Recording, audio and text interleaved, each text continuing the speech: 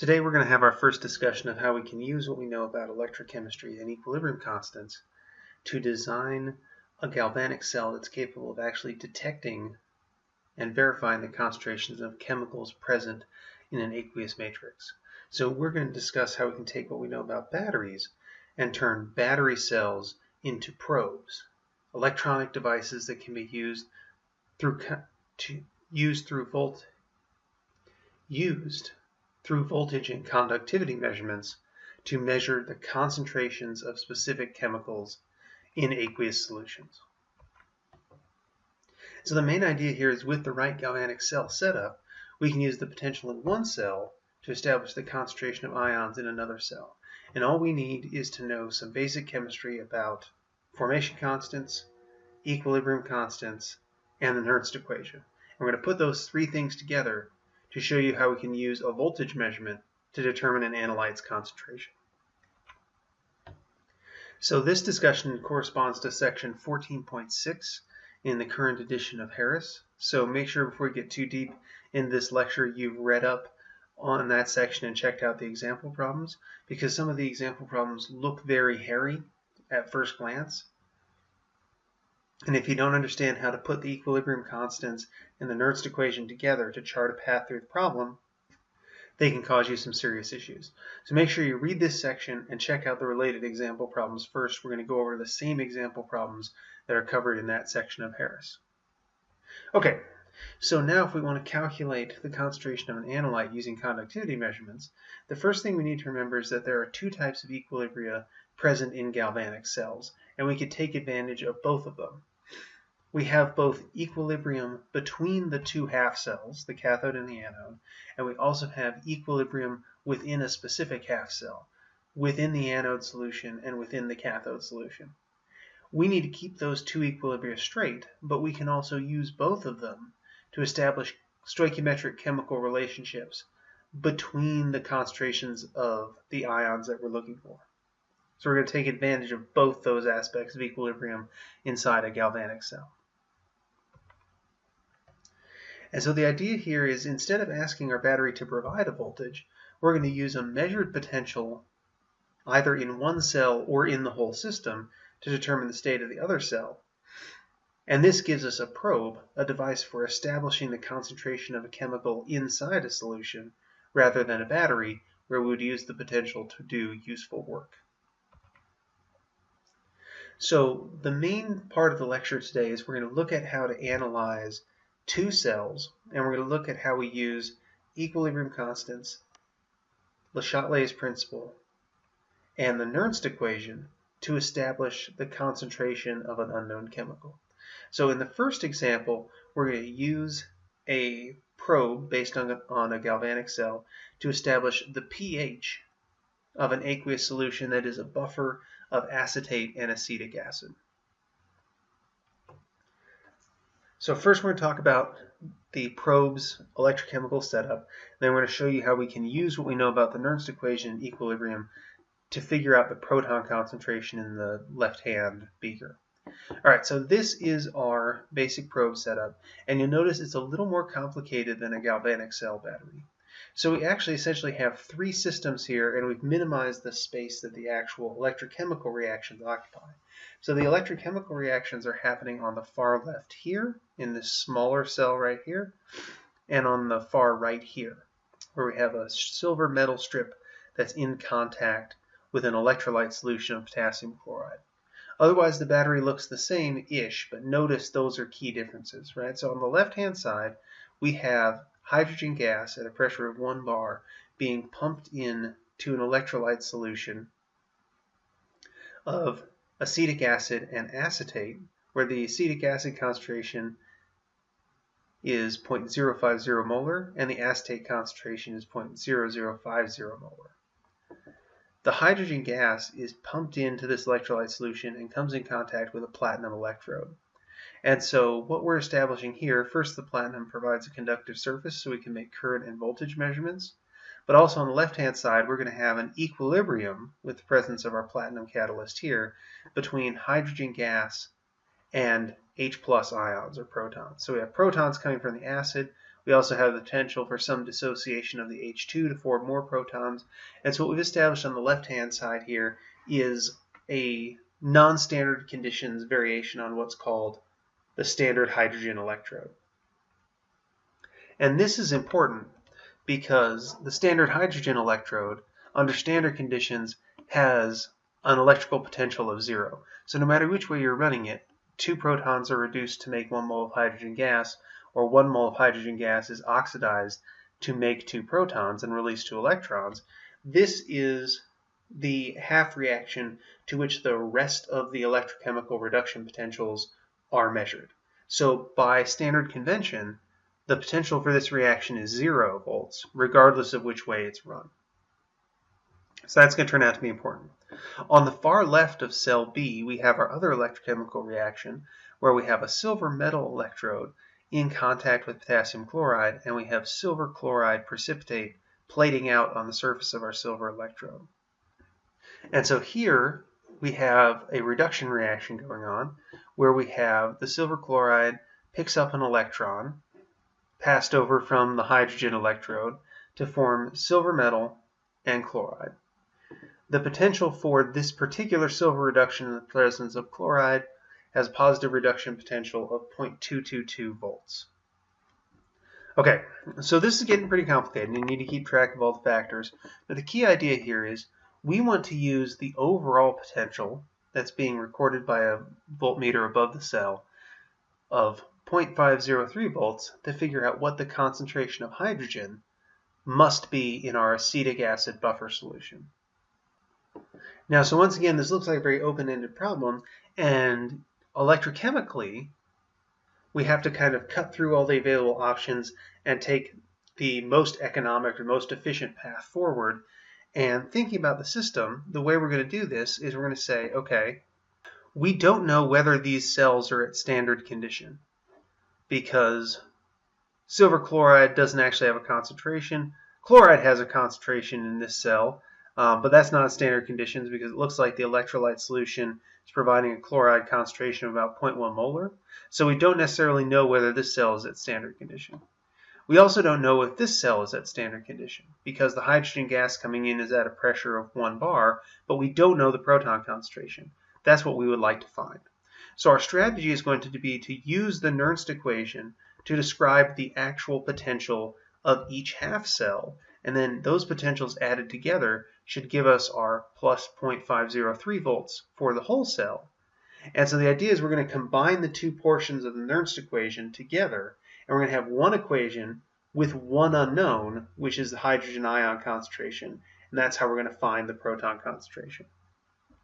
So in terms of the math written out, this looks like this. Okay, so we're saying that the potential for the cell, that's the 0.503 volts, is equal to the potential for cell A minus the, because we're flipping the sign here, so it's minus the reduction potential for the anode's oxidation, so that makes it a negative E negative. So it's, regardless, it's minus 0 plus whatever the contribution from the Nernst equation is.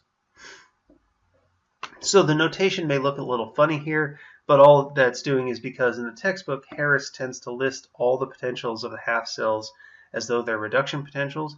This is actually going to be an oxidation reaction, so I have to flip the sign. And so we essentially have reduction plus oxidation potential is what this is saying. If you prefer, you can also write this as the total potential is equal to the reduction potential of the cathode half cell plus the oxidation potential of the anode half cell. It's the same mathematically, it's just whichever way you think is easier to keep it straight. Here's the business end of the equation. We're applying the Nernst equation to each of the half cells. And so for cell B, we apply the Nernst equation. We say the potential the cell is generating is equal to the standard potential, 0.222 volts for the reduction, minus 0.05916 times the log of Q. Since two of our reactants are in the standard state, two of our chemical species are in the standard state, the only product that appears in the reaction quotient is the concentration of the chloride, which we know is 0.10 mole. So we can evaluate this term and reduce it to a number. For our second half cell, for the anode, we're going to apply the Nernst equation again, but this time the standard potential is 0, and we're subtracting off 0.05916, our standard Nernst constant, when the reaction is at room temperature. That wasn't explicitly told to us, but we weren't told that it was at any elevated temperature, so we can assume that it's at room temperature. Here the reaction quotient has the partial pressure of hydrogen gas on the top and the concentration of protons on the bottom. We know the partial pressure of the hydrogen gas, that's 1 bar, that was given to us. We don't know the proton concentration. So what we do here now is we just fill in our total potential, which is the 0.503 volts, and now we have a single expression that says the overall cell potential, 0.503, is equal to the non-standard potential of cell B, 0.288116 volts, minus what the Nernst equation says about cell A. And so here we have two numbers. We can subtract this one from that one, and we're then left with this right-hand side of the difference, and we can solve for x, where x is our proton concentration. So this equation then reduces to 0.22184 is equal to negative 0.0596 times the base 10 log of 1 over x, where x is our proton concentration. Solving that then, this further reduces to 1 over x is equal to 10 to the 3.7498. And if we solve that for x, we find that the proton concentration is 1.8 times 10 to the minus 4th molar. So at first glance, this problem may appear more straightforward or it may appear more complex. I want you guys to recognize it's right in the middle, and that the way the probe is working flows logically from what we know about equilibrium and how the Nernst equation can be used to calculate non-standard potentials. So the key is to understand the strategy and to move efficiently towards the endpoint. And so Harris has some steps that is summed up in terms of describing the strategy of finding the concentration of a chemical species or potentially an equilibrium constant based on the electrochemical behavior of a probe cell. And so if you think about it, this is pretty much how a pH meter works. What a pH meter does is miniaturize this setup and use the same basic setup inside what appears to be a single probe but actually has multiple cells in it to calculate the proton concentration of a solution. So really what we've described in this example is basically how a pH meter works. The analytical potential of electrochemistry, though, extends way beyond accurately measuring the concentration of protons in solution, however. And you can actually set up this type of probe apparatus to find the concentration of chemical species in a number of different aqueous reaction mixtures using the same type of basic setup. And so if you're faced with a problem like this, Harris has three tips for how to work efficiently to get your answer. No matter how complex your electrochemical system appears, make sure to begin your analysis as follows. Write the half reactions for the two cells and their standard reduction or their reduction and oxidation potentials. If you write a half reaction that you can't easily find a potential for in the table in the back of the book or online, see if there's another equivalent way to represent the cell where you can more easily find the potential. So part of the subtle tricks of a problem like this, or designing a probe like this, is to establish chemical reactions that are represented by oxidation or reduction half reactions that you can find the standard potentials for easily. Once you're happy with your two half reactions, write a Nernst equation for the net reaction and insert all the known quantities. If you've done your work right, this should leave you with only one unknown, which will typically be the concentration of one of the aqueous ions, whichever one you're interested in. But if you've done your work right, your Nernst equation should be mostly constants with only one unknown. Lastly, you solve for the unknown concentration, and you use this concentration to evaluate the equilibrium constant, or whatever quantity is required to fully solve the problem. And so you can see, kind of from the general scope of these steps, that we can also set up probe apparatus to find ion concentrations that allow us to calculate or measure ion concentrations that are related to more impactful chemical quantities than just pH. So we can use this type of probe setup to not only measure pH, but also to evaluate equilibrium constants and free energies of reaction, as well as analyte concentrations. So we want to do one more example where we actually use one of these cells to calculate a conditional formation constant for the complexation of mercury plus EDTA. And so essentially, when we looked at the conditional formation constants for all the different metal cations in the chapter about EDTA titrations, this is one approach to actually calculating the equilibrium formation constants of any of these metal cations, is to do it with an electrochemical method. Okay, and so here's our setup. Once again, the construction of our electrochemical cell looks pretty complicated, but we're going to break it down and try to make it as streamlined as possible. Okay, so once again on the left, we have our standard hydrogen electrode. But in this case, it's actually labeled as our standard hydrogen electrode. And so what we can take that to mean is that the partial pressure of the H2 gas coming in is 1 bar, and the concentration of protons is 1 molar. The pH is 1, so the electrode is actually at standard conditions. And that's going to turn out to be important. So we essentially have hydrogen gas in, platinum electrode, acid solution with a proton concentration of 1 molar. So this is probably like a 1 molar HCl or nitric acid solution in this part of the cell right here. And then our other cell now is the complex one. At the bottom we have elemental liquid mercury, which is contacting a platinum wire so it can conduct a current. Then above that we have an electrolyte solution which contains EDTA and a relatively soluble mercury salt, like mercury 2 chloride. And so we're told a little bit about the conditions of this aqueous solution up here. As part of your pre-lecture calculations, I asked you to calculate the concentrations of the various ions that we would be dealing with here. So you want to have those numbers in front of you. We'll be relying on those as we move through the example problem. But our electrolyte mixture, or our electrolyte solution, has a total volume of 100 milliliters. It was prepared by combining 50 milliliters of 0.01 molar mercury 2 chloride, 40 milliliters of 0.0500 molar EDTA, and 10 mils of a buffer. We're not told which one, but it buffers it at pH 6, so that we'll know what the alpha value for Y4 minus in our EDTA solution is. And we want to use this experimental setup, which has given us a measured voltage of 0.342 volts, to calculate the conditional formation constant for the mercury 2 EDTA complex. All right, so we start with, first step is we want to define our half reactions. Our first half reaction is the standard hydrogen electrode, and so that is providing us a potential of 0 volts. So we're going to gloss over that one a little bit. In cell B, this is where the real action is.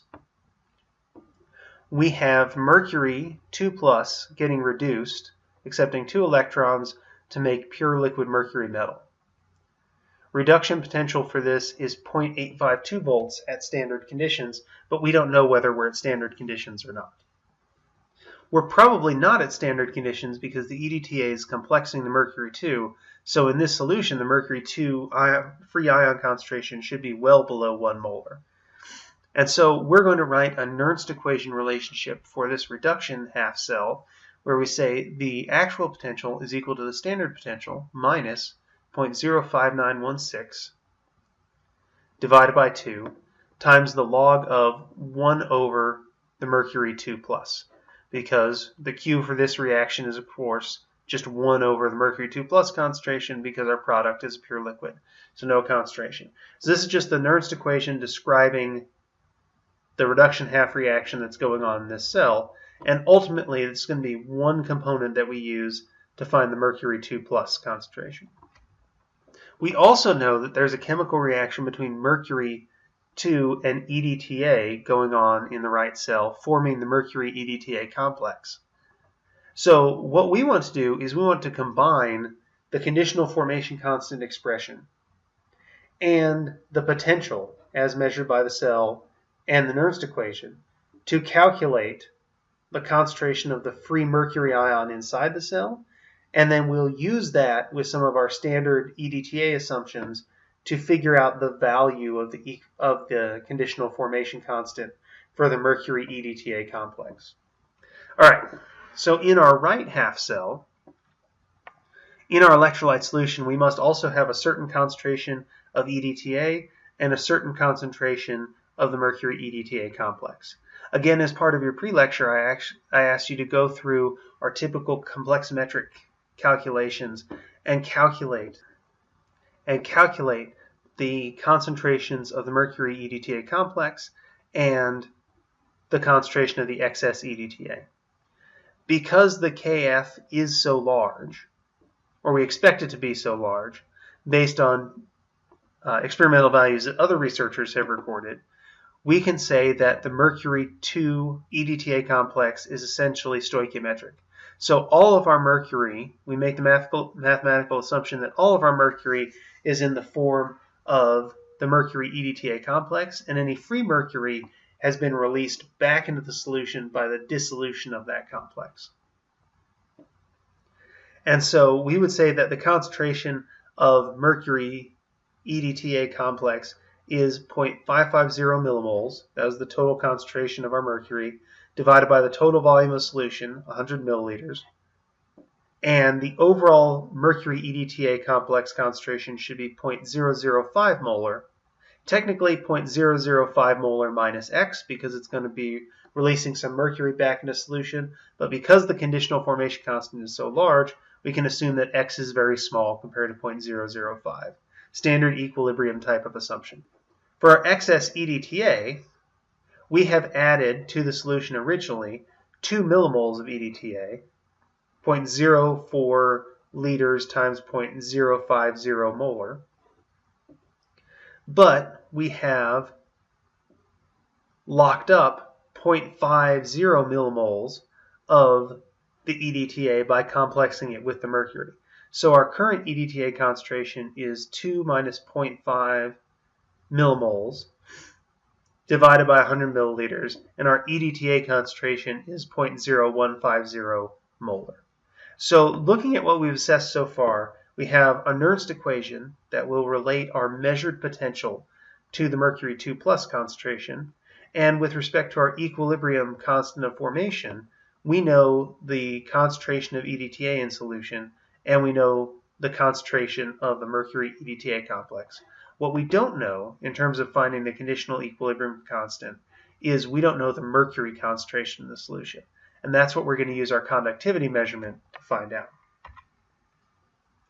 So our general strategy from here on out is we write the form of the conditional formation constant, which is the mercury EDTA complex in the numerator, mercury concentration times the alpha Y4 minus value times the EDTA concentration in the denominator. We know this. We can look this up in a table, and I'll show it to you again in a second. We've calculated this. We don't know this. We're going to get this from the Nernst equation. All right, so bearing in mind that our alpha Y4 minus value is 1.8 times 10 to the minus fifth, the only thing we need to find is the mercury 2 plus concentration, and we'll get that from the Nernst equation.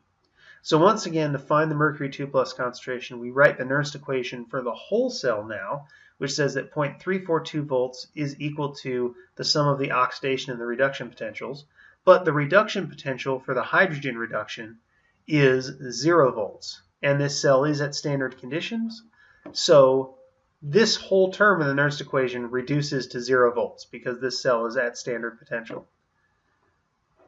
The description of our mercury cell remains 0.852 minus 0.05916 divided by 2 times the log of 1 over the mercury concentration, where we're going to call the mercury concentration X. So reducing a little further, we have 0.342 is equal to 0.852 minus 0.02958 times the log of 1 over X.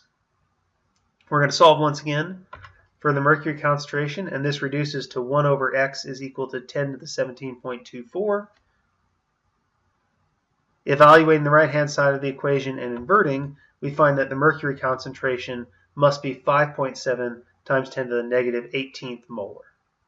Plugging that into our conditional formation constant now, our conditional formation constant becomes 0.00500 divided by 5.7 times 10 to the negative 18th times 1.8 times 10 to the negative 5th times 0.00150. That's the whole denominator right there. Mercury concentration times alpha value times excess EDTA concentration. And we find that the K prime F for mercury 2 plus at this pH is 3 times 10 to the 21st. And so this, hopefully, this is a complex example. You might need to run through it a couple of times. Once again, for your post-lecture exercise, I would just encourage you to lay this problem out blank again on a blank piece of paper and see if you can reconstruct the whole logic without constantly referring to your notes. I'll be live on Zoom for the last half hour of class once again, so you can ask me any questions. I think you guys might have some questions on this. But the big idea is what we're talking about are some basic kind of macro scale setups by which we can use electrochemistry to find the concentration of an ion in an aqueous mixture.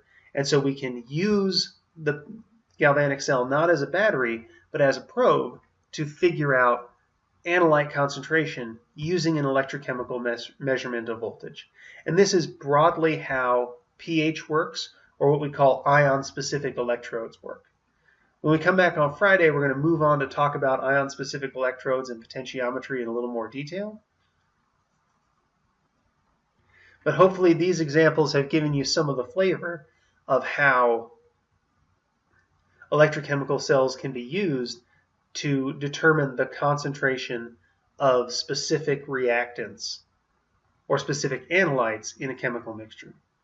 Let me know if you have any questions. I'll see you guys for lab tomorrow and lecture on Friday.